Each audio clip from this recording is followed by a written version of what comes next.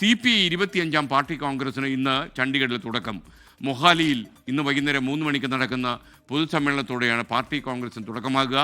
പ്രായപരിധി പിന്നിടുന്ന ഡി രാജ general secretary സ്ഥാനം ഒഴിയുമോ എന്നതാണ് ഏറ്റവും വലിയ ആകാംക്ഷ നിറഞ്ഞ ചോദ്യം. ചണ്ഡീഗഡിൽ നിന്ന് ബൽറാം നെടുങ്ങാടി തത്സമയം ചേരുകയാണ്. Balram, good morning. പറയൂ. Very good morning SKN. Chandigarh വലിയ ആവേശത്തിലാണ്.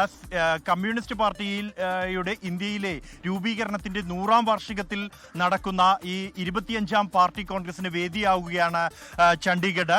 ഇവിടെ കേന്ദ്രഭരണ പ്രദേശമായതുകൊണ്ട് തന്നെ വലിയ തോതിൽ സാധാരണ നിലയിൽ കേരളത്തിലും മറ്റും പാർട്ടി കോൺഗ്രസ് നടക്കുമ്പോൾ നഗരം മുഴുവനുള്ള അലങ്കാരങ്ങളില്ല. ഈ പാർട്ടി കോൺഗ്രസ് വേദിയായ കിസാൻ ഭവൻ, അത് നിലവിൽ മുൻ ജനറൽ സെക്രട്ടറി സുധാകർ റെഡ്ഡി നഗർ എന്ന പേരാണ് സമ്മേളന വേദിക്ക് നൽകിയിരിക്കുന്നത്. നമുക്ക് ദൃശ്യങ്ങളിൽ കാണാം. മുൻ സംസ്ഥാന സെക്രട്ടറി കാനം രാജേന്ദ്രന്റെ പേരിലാണ് പ്രവേശന കവാടം ഇവിടെ ഒരുക്കിയിരിക്കുന്നത്. അകത്ത് സമ്മേളനം പരിപാടികൾ, ഔദ്യോഗിക പരിപാടികൾ നടക്കുന്ന ഹാളിനാകട്ടെ മുൻ കേന്ദ്ര സെക്രട്ടേറിയറ്റ് അംഗം അതുൽകുമാർ അഞ്ചാന്റെ പേര് നൽകിയിരിക്കുന്നു.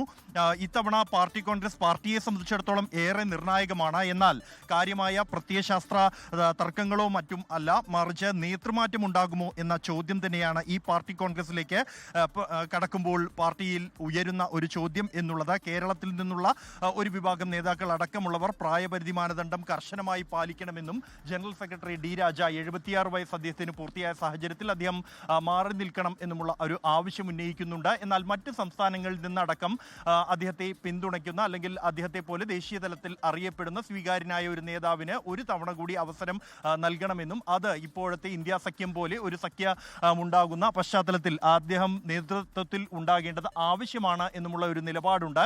അതുകൊണ്ട് തന്നെ ഒരു ഡെപ്യൂട്ടി ജനറൽ സെക്രട്ടറി ഇത്തവണ ഉണ്ടാകട്ടെ എന്ന ആവശ്യമാണ് മറുവിഭാഗം ഉന്നയിക്കുന്നത്. അതേസമയം നിലവിൽ പാർട്ടിയുടെ 100ാം വാർഷികത്തിലേക്ക് കടക്കുന്ന ഘട്ടത്തിൽ ഒരു വനിതാ ജനറൽ സെക്രട്ടറി വേണമെന്നും പഞ്ചാബിൽ നിന്നുള്ള കേന്ദ്ര സെക്രട്ടേറിയറ്റ് അംഗം അമർജിത് കൗർ ജനറൽ സെക്രട്ടറി ആകട്ടെ എന്നുമുള്ള ആവശ്യവും ഉന്നയിക്കപ്പെടുന്നുണ്ട്. ഇക്കാര്യങ്ങളിലെല്ലാം തന്നെ ചർച്ചകൾ അല്ലെങ്കിൽ തീരുമാനങ്ങൾ ഈ പാർട്ടി കോൺഗ്രസിലായിരിക്കും ഉണ്ടാകുക. ഇന്ന് രാവിലെ 11 മണി മുതൽ 3 മണി വരെയാണ് പൊതുസമ്മേളനം നടക്കുന്നത്. ഇവിടെ നിന്ന് ഏതാണ്ട് 15 കിലോമീറ്റർ അകലെ മൊഹാലിയിലെ സബ്ജി മണ്ടിയിൽ വെച്ചാണ് ഈ പൊതുസമ്മേളനം. അതിനുശേഷം ഈ വേദിയിൽ നടക്കുന്ന ദേശീയ എക്സിക്യൂട്ടീവ്, ദേശീയ കൗൺസിൽ യോഗങ്ങൾ, ഈ പാർട്ടിയുടെ കാര്യപരിപാടികൾ, പ്രസീഡിയം അടക്കമുള്ള വിവിധ കമ്മിറ്റികൾ എന്നിവ രൂപീകരിക്കും. ആ ഒരു ഘട്ടത്തിലും നേതൃമാറ്റം അടക്കമുള്ള വിഷയങ്ങൾ സംബന്ധിച്ചുള്ള ചർച്ചകൾ ഉണ്ടാകും.